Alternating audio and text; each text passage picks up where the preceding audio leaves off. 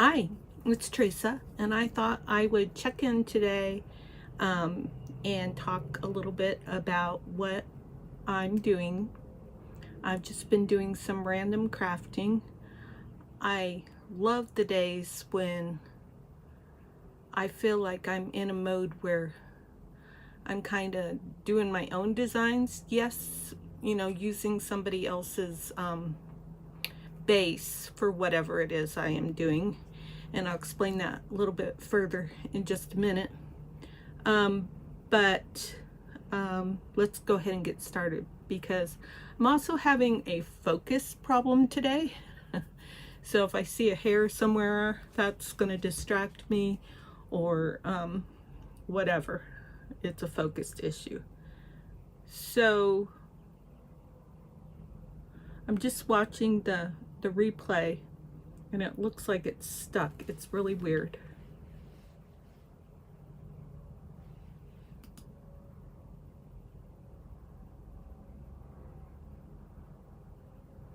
Like the screen was shaking. And I'm like, no, I don't think that's me. I think it's the screen. Let me do a refresh and see if I can see what's going on here with the technology. Okay. It looks weird still. I guess we will find out from the replay if things are good or not.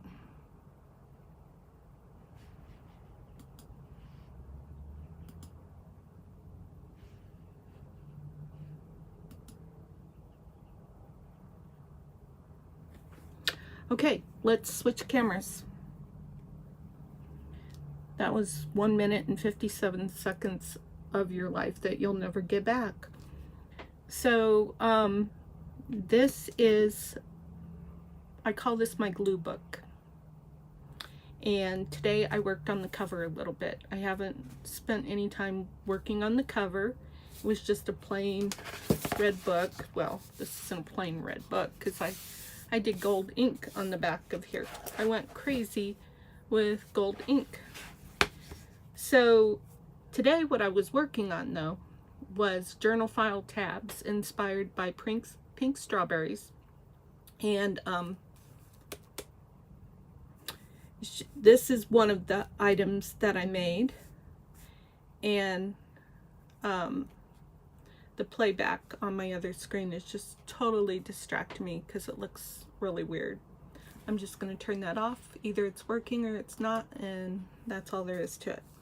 So this was one of them that I did. I had been working with vellum pockets from another one of her videos the other day, and I had decided to use this stapleless stapler. I'm not really sure what they're called, but anyways, it's a way of stapling something together without using real staples. And so I was just experimenting with that. It takes up a lot of room, so you don't want to use this on a very small project. Just note to self. So I didn't even do it on this side. It's more of a tuck spot than a full pocket. So, but anyways, I put one of the journal inserts. That's why I had that silly screen open, because I can forget things really quick. So let's open here and then that won't remind me. Okay, journal file tabs is what they're called. By Pink Strawberries. PinkStrawberryz.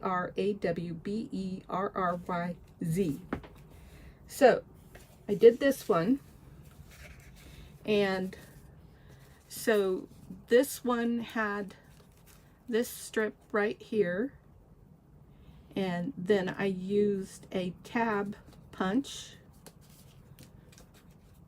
using my whale tail tab punch, and that's all I did to that one.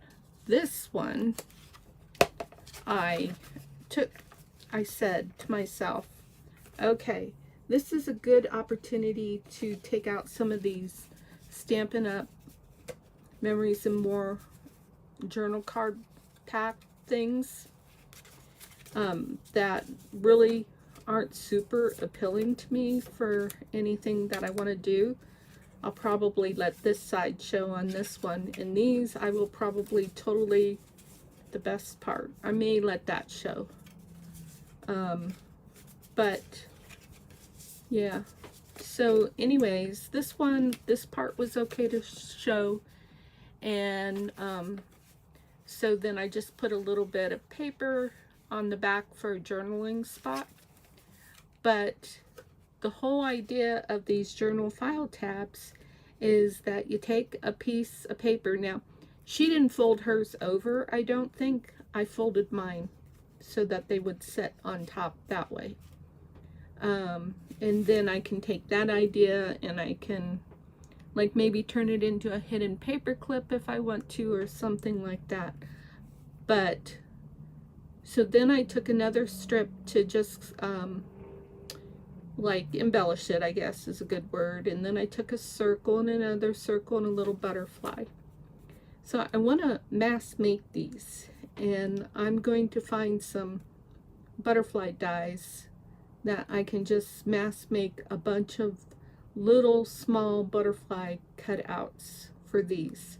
And I was also thinking about cutting out some circles that are bigger than this circle or bigger than this circle that are gold foil, and make it look kind of like those things that, I've got a word in my head but I can't remember what it is. Like you see them on keychain, you see them on keys for like rental cars or auto repair places to hold the keys, and I can't think of what they're called. But anyways, I pulled out my stamp from the Making Plans Stampin' Up set and used these little dots to make a journaling spot on the front of here. It also distressed this a bit more so that it would go well with the Tim Holtz paper that I used for this. These were some scraps that I had. And so I really like how this pulled together. I'm currently working on a project now. This was my first try, and this was me winging it because I just wasn't pulling it together very well. But I'm working on an ephemera holder that is part of, I want to say SS Studio, but I might be wrong. Let's put this away. Put these away.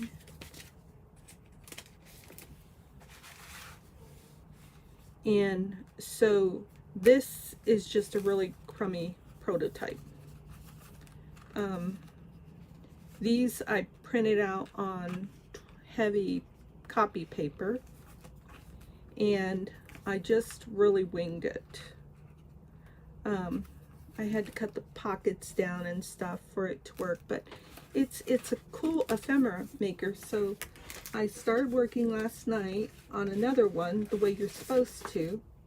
I tried to do the journal cover in heavyweight cardstock with the inside, and the problem, this is cut out nicely. This is almost perfect. The problem is that some of my file folders printed smaller than the other ones. And let me rephrase that. I used my Cricut to do all of this. So yes, I did print it out, but I printed it out with the Cricut. So some of the Cricut files are smaller than others. So I got like 3 pages or something that didn't print right. So I've got to start with this. This is the cover. I'm just not going to worry about doing the inside because I have printed so many copies trying to do this stupid thing right. I've got 50 million pieces here. I could, if it really bothered me, probably glue this one into there, but it doesn't bother me that much. So, okay, it may be important though. I'm still working on learning how to do this ephemera holder. I've got these numbered now because I was getting confused as to which ones I had printed and which ones I didn't. So I renamed all the JPEG files, folder 1, folder 2, folder, and I called these folders. These are folder pages. And so then I've got to go through the video because you're supposed to like take this maybe and glue this to there, and then take this maybe and glue that to there, and then you'd have to find another page that matches up with this index so that each time you've got you don't have white paper showing. So like then this might go here, and then the thing is, it's kind of difficult to make sure you have your orientation right too. So this might go, wait, no.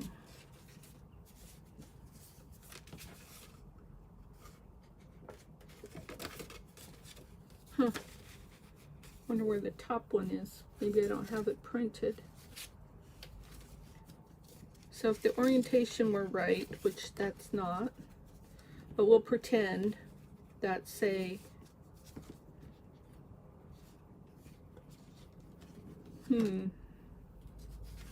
say this one goes here. Okay, then it would need another one that, say, would go here. Oh yeah, it might go like that actually. It might be 1, 2. And then we'd need another top one here. And then, well, I don't have the back to that one. And I don't have the back to this one. So this probably goes here. And this probably goes here. And then there's probably 2 more, and I totally wasn't paying attention to being on camera because I'm just kind of spinning my wheels right now. But then you take the cover, and I'll just take this piece of paper, and you cover this up like this, and that fits very tightly in a good way. And it just fits right into that binding, and you glue here. And I learned the other day when I was doing a miniature booklet that you don't want to glue the binding, and because then that gives you movement. But these are all secure because these are all glued together. And then once this is all done, you open these up and you start putting the pockets in. But these pockets didn't print out right. They're too big. So I'm trying to figure out that mystery. This one, the Cricut, just plain had a mind of its own, and actually I trimmed this one. So it's supposed to fit nicely in there. Like, no, I must have trimmed that one too. Anyways, I think I've got some over here that these cut out, and these I'm cutting out on heavyweight copy paper. So that's just too big. I don't understand that. Let's see. But some of these pockets are good, like this one. But I really don't like that, you know, it takes up the whole spot. It's good in the sense that gives you more room to fit ephemera in, but with my, I don't know, it's just hard for me to do things that detailed. And then of course when it's inked up, it will be fine too. All this will be fine. Yeah, so again, I'm just spinning my wheels. I just, when it's all the way up against there though, there's more chance for things to get bent and look sloppy. So I don't know. I'm still working on it. I'm still trying to learn how to do this. This is probably one of the most difficult digital file projects that I have ever done. It's cute though, so I'm gonna finish it. I thought I might make more after I was done with this one. Very doubtful. Even though I saved the files, the Cricut files, because I thought I was gonna make more. It's not real easy to do. So this one was just kind of a let's go for it and see what. Actually, I think I might even like printing it all on heavyweight copy paper better. This of course is one of the Tim Holtz pieces. So what I did was I just took the cutout file and cut out the cover with the cutout file and used that as the cover. And then I can just make like my own tag or something there. But you know, it's a junk journal. It's not supposed to look perfect in my mind. This is some of the ephemera that came with the kit, which I didn't really need. I just really wanted to make the ephemera folder. And I've already put some of my ephemera in here. I put the ephemera from the kit in here. I used this tag as a pocket. And then I put some of the ephemera, all the ephemera that I made from the Tim Holtz pieces that I had been cutting out because I was doing a, what was I doing? I was doing a folio from a Camilla crafting video, and I made this folio with this Tim Holtz paper. Came out really nice. I was very pleased with how that came out. She's a great instructor and does a good job. This was a, oh, I made this pocket. It was kind of cool. So I just took some corner cuts and pieced them together and made this pocket. I just had fun making a pocket. And then this has all my Tim Holtz paper ephemera that I made with the scraps.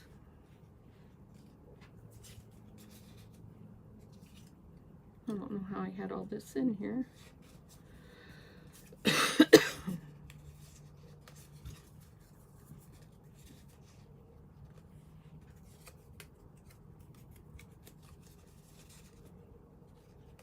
Okay.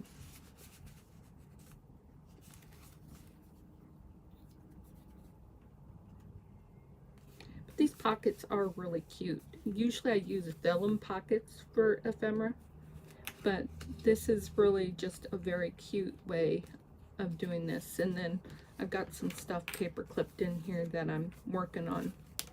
Like I bought a digital file to make a slotted pocket.